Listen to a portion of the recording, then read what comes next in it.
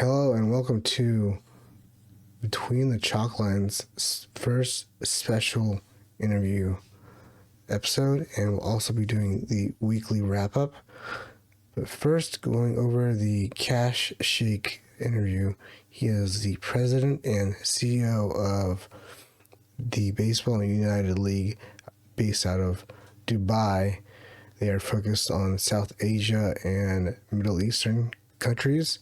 Right now, they are putting together a league that has some former MLB names that you might recognize, as well as some more local talent in the countries surrounding. So Kash Shaikh and I had a good 30 to 45 minute talk just about the formation and the actual setup of how Baseball United will work. They have a 15-year deal with the Emirates Cricket Board that will allow them to have the exclusive rights for professional baseball in that area of the world, and they will have responsibility to get the stadium rights to use, as well as youth programs and I guess you could say more or less the minor leagues of the Middle East and South Asia. They just announced a partnership with the Dubai Little League. They are working on other countries' Little League systems as well and partnering with them. They've also started to work on partnerships with the national teams of Afghanistan, Pakistan, Sri Lanka, India, Nepal, all those big countries that they will have teams in, as well as already have teams in. Mumbai Cobras are in India. They have the Karachi Monarchs. They have the Dubai Wolves. They have the Abu Dhabi Falcons. Those are their first 4 announced teams. They will be announcing 4 more teams in 2024, and they'll have a second draft, as their inaugural one was back in October. I actually watched that one unfold live online. And speaking of that draft, they actually had the very first Indian descendant MLB player that was drafted in 2017, Karan Patel, 26-year-old right-handed pitcher in the Chicago White Sox system. He came first overall in October for the Baseball United draft, and he is going to represent, hopefully, all of India and Indian family that he has that grew up there and then came to the States. Going back, he's excited. Kash is excited. It seems like the entire league is excited and ready to take him on as their, I guess you could say, face of the league. That's not to say that there aren't more flashy names. They have Bartolo Colon, big sexy. They have Robinson Cano. They have Rusney Castillo. They have all these great names that were drafted back in October and will be playing in 2024, which I have confirmed as a 65-game league in November and December. He compared it to somewhat of a winter league, but didn't want to say that they are a winter league. They want to be a true professional league that stands on its own and gets talent from other places in the world, whether it be retired or break MLB players that are just taking some time off or can't find a job with a team. The Nippon League, KBO, they're open to taking in players from all of those places, as well as developing the talent that they have out there already. Speaking of, the talent that they have is fairly good, it seems like, for what they have in the area. The WBSC is the body that tells who does and does not make it to the World Baseball Classic tournament that we've just saw in 2023. Team Japan winning that. The Middle East has Pakistan ranked at 49. They had to jump 29 spots to make it. Only the top 20 teams in the entire world will be able to go into the WBC, as you may know. So they have a bit of work. Sri Lanka is right behind Pakistan, tied at 50 with Chile. And then they also have India, Afghanistan, and Nepal ranked. These are all the men's baseball national teams. They have to do tournaments and then gain points based on their standings in those tournaments. So look out for those countries and look out for those national teams and see where they end up in WBSC rankings in the soon future. We also discussed the problem of having baseball leagues. I mean, they are quite literally the first Middle Eastern South Asian baseball league that is professional. So there are no professional stadiums like America has. Several 30 teams, 30 stadiums, and then below that they have AAA, AA, single A, etc. In their Arizona as well as Florida complexes. And then you have the independent leagues, and then you have Canada. So this is a very big uptaking for Kash and his board. They are using the Dubai International Stadium in Dubai. They'll be flattening that circle and then creating a diamond. They're taking sand and mud and grass from local areas as well as from other areas in the world to create this baseball diamond. They'll be having a netting to protect fans out in outfield and the foul territories. It will be quite like the Coliseum that the A's are playing in right now, where left and right are going to have a lot of area for outfielders and infielders to run into, so they can catch pop-ups and fly balls and such. We discussed that because a cricket pitch is quite literally a oval close to a circle shaped stadium, and pitch, as they call it, it's very circular in shape. So they have to make that, again, like I said, a diamond. Umpires, they're going to be bringing in umpires that have international, MLB, and minor league experience to ump these games. That they're actually having 2 showcase games that will be streaming live and free on their website, baseballunited.com, free on November 24th and November 25th.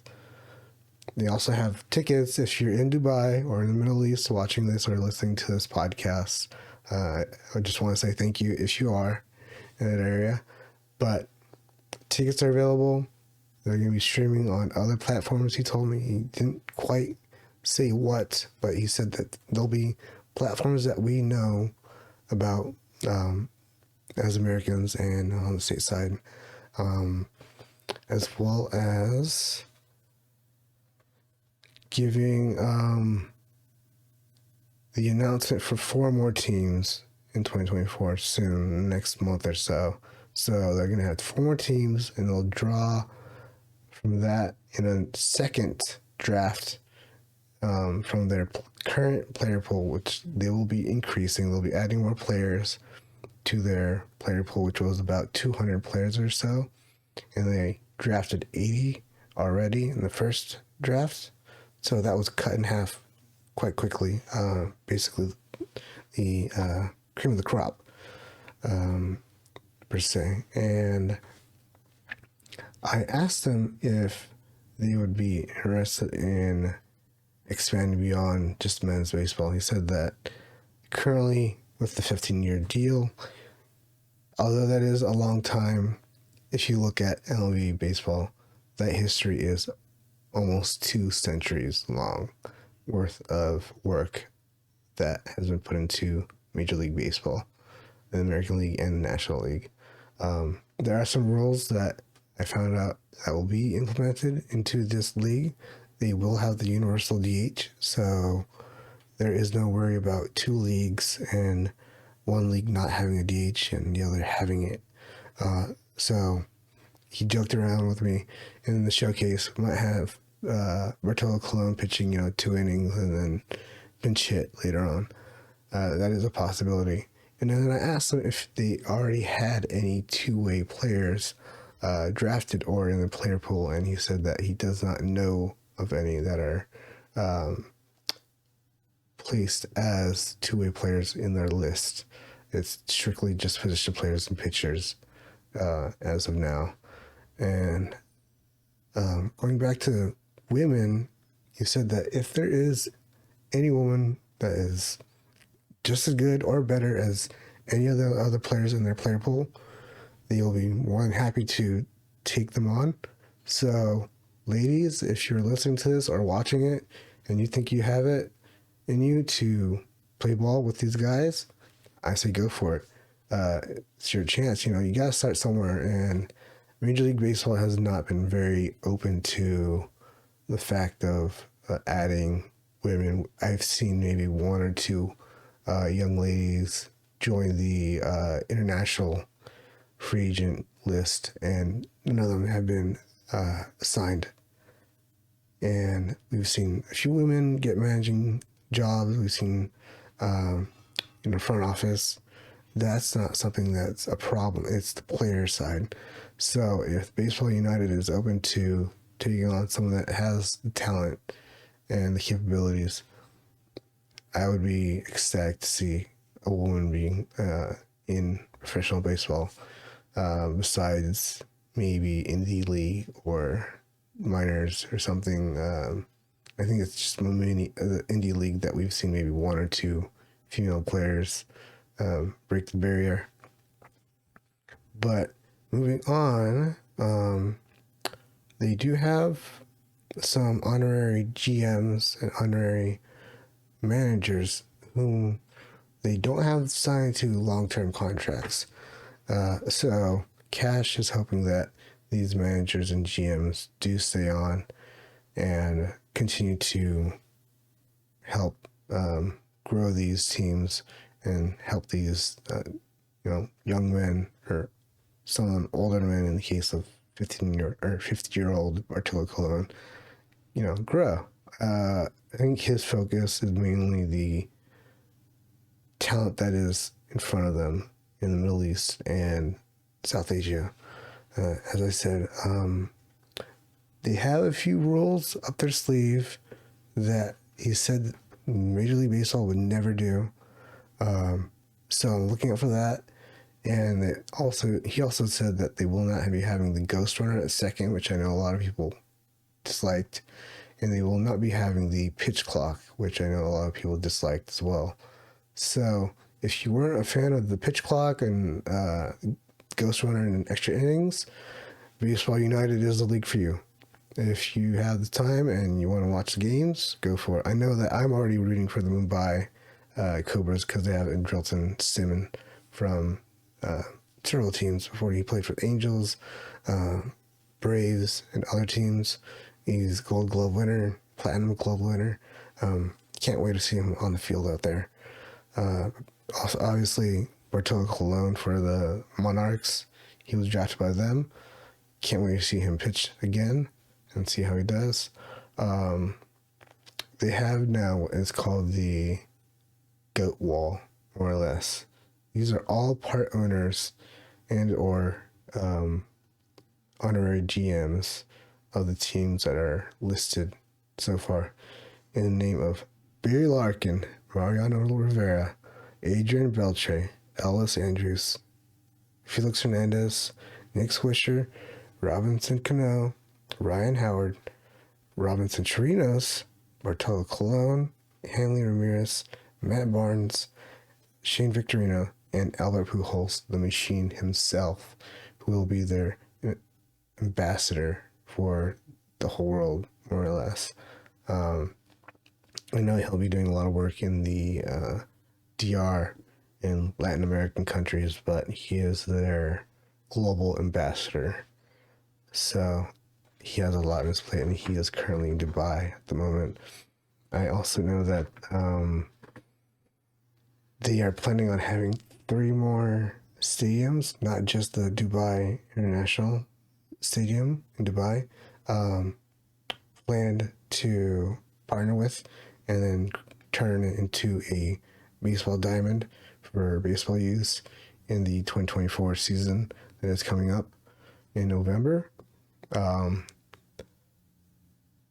then they've been focusing on the non-cricket, I guess you could say non-fan base, those who don't follow cricket, because there are over 1 billion people in that area that they are focusing on that follow cricket in some way, shape, or form.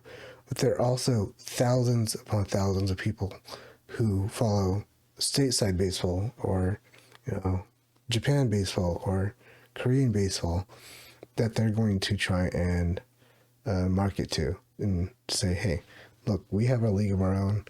We'll be just as good, if not better, if not more interesting, at least. You can see MLB talent here in your own home country, home city, you name it, we got it. That's what they're going to go for. So they're shooting for the non-cricket fans and cricket fans if they can get to them. Again, the 15-year deal with the EMC, so they have the exclusive rights to professional baseball in the area. I found out that his favorite number is 4, and that will be important for who the winner is of the 93 Topps Jeter rookie card. So we'll get back to that card in a little bit. As of now, I don't know of any baseball card deals with companies like Topps, Fanatics, or Panini, so we didn't get a chance to talk about that. He's happy and glad to have guys like Cologne and Cano both on the board as part owners, as well as players on teams to show what they can do. So that will be interesting to see. They didn't get any special treatment or anything like that. I asked. It's just purely based off of past performance and what these GMs and managers see in these guys currently. Moving on to the MLB, we have a lot to talk about. I will continue with the international baseball. We saw that the Oryx Buffaloes officially approved Yoshinobu's request to be posted to the MLB.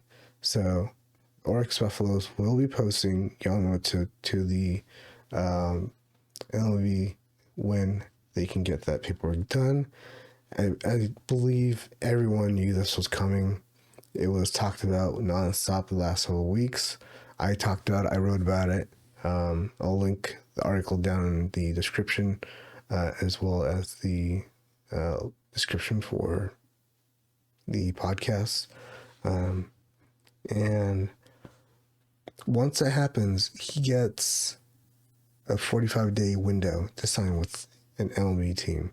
So it's quite rushed. It's not like the free agents here, where you can wait up until March, quite literally, to sign a deal. He only has a month and a half to do this, and we're expecting to see him posted in the next week, according to the reports. And then moving into managerial positions, Craig Counsell, he just got the largest deal ever for a manager, 5 years, $40 million. I know that doesn't sound a lot in comparison to what some of the players get, but Angels just hired Ron Washington, 71 years old. I know he's a little bit older in council, but he got 2 years guaranteed, unlike Phil Nevin, who just interviewed for the Padres opening. That was confirmed. So those three managers or ex-managers are on the move or have confirmed a deal with the team. So counsel to the Cubs, Washington Angels, and then Nevin, who actually played for the Padres a little bit, interviewed for them. Phillies are doing a lot. They already made a small trade for a relief pitcher who is in the minor leagues. He's not gone above AA, but he has good peripheral numbers. They also are open, quote unquote, open to trading Nick Castellanos, their star right fielder. And they have announced that Bryce Harper will not be playing in the outfield any longer. He will be their primary first baseman. This is probably why Rhys Hoskins did not get a qualifying offer. Also, compounding on the fact that he had a major injury last year that kept Hoskins off the field for a long time. So, congratulations to Harper. I wrote about the fact that he may have to move to either that position or DH for the Phillies to extend his career a little bit longer and get those Hall of Fame numbers. I think moving to first base primarily will help him do that. The pitcher that the Phillies got was Michael Machado, 24-year-old, so he still has some time to develop with the Phillies. I know they can do that pretty well. Brewers are also doing some moves. Lost counsel. They sent outfielder Marcana to the Tigers in exchange for a prospect, and have announced that they are open to pretty much trading everyone except for Burns and Woodruff and Adames. So those three are, well, it seems to be either untouchable or will cost a lot to get on their team if someone wants to trade. The White Sox have said that they will not be raising their payroll. 2022 was a franchise high in payroll. 2023 was close to that payroll number, and they don't expect to reach either of those two numbers at all. So the White Sox, the fans of those, that team, I feel bad. They just lost Tim Anderson because the White Sox declined his option. But that leads to something else. The Giants are looking at the center field and shortstop market. This leads to Kevin Kiermaier, one of the top center fielders, if not the top center fielder on the market, who has also been leaked to the New York Yankees. So Kiermaier will definitely be having a job next season. And Tim Anderson. So the Giants have looked at Kiermaier and Anderson, which would be interesting if they lose out on the Ohtani race, because it looks like it's Rangers, Dodgers, Giants as top three for Shohei Ohtani and his services. We all know that he had surgery in September, so he won't be pitching in 2024. He will be DHing primarily. The Cubs have also considered the fact that they could either give Christopher Morel reps at first base because his position is a little bit in the air at the moment, or package him in a deal for something that they need, primarily pitching. And The Diamondbacks, Reds, and Angels have all shown interest in Heimer Candelario, who can play first, third, and corner outfield. The Diamondbacks obviously have a new spot open at third base because Evan Longoria is a free agent and most likely will not be re-signing with the Diamondbacks. The Angels don't have a solid first baseman. They had Nolan Shanwell, who was their first round draft pick this past season, just go up to the majors straight about a month after he was drafted in July and played in August and September. He did great. He had a on base percentage of over 400. Had a hit, walk, or hit by pitch in every single game that he played in to start his career. So he has that record going on. And we just know that Anthony Rendon is very injury prone, is the best way to put it, I guess you could say. So Candelario can fill in either third base if Rendon is hurt, or kind of settle down first base and let Shanwell go back to the minors and marinate a little bit and develop. The Reds, however, are an odd fit as they don't quite have a spot for him. They would have to do a trade with someone else. We know that the general manager's meetings just wrapped up, so I'm sure that they all talked, went back to their respective owners and told them what happened and who's available, who isn't, who's willing to trade, who isn't. And we'll be waiting for the winter meetings to see which players are willing to sign and for how much and how long. I would say that the top two free agents are Shohei Ohtani and Cody Bellinger at the moment. Cody Bellinger could re-sign, very, very, underline that, could re-sign with the Cubs, but it would cost them quite a bit of money, and they would have to commit a lot of years. I would say in the double digits, most likely 10 plus years, and looking at $400+ million. Shohei Ohtani, again, another player that is probably going to command 10 to 12 years, even though he is injury prone a little bit. He's had a couple of surgeries. He probably has a few more good years of pitching in him, and then he'll have to settle in as a designated hitter for the rest of his career. It's unfortunate to say. I've seen him on the mound several times. He just puts up an amazing performance whenever he's on the bump. But there are just little things. I mean, even this last year, he had several issues with blisters on his finger that kept him from starting. It's the little things, and then it's the large things. So we don't know.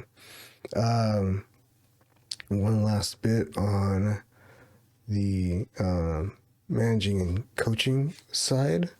The Nationals added Gerardo Parra as their first base coach, as well as Chris Johnson as an assistant hitting coach. So they'll be joining them at the nation's capital. And we also have the fact that Angels will probably be adding either a ace. They'll be looking at Snell and or Sonny Gray or Blake Snell to the rotation. They definitely need a fifth pitcher.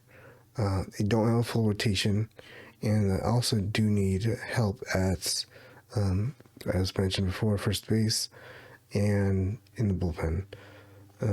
Beyond that, I believe that's the weekly wrap. So thank you for wrapping up this week with me. I'll see you next week.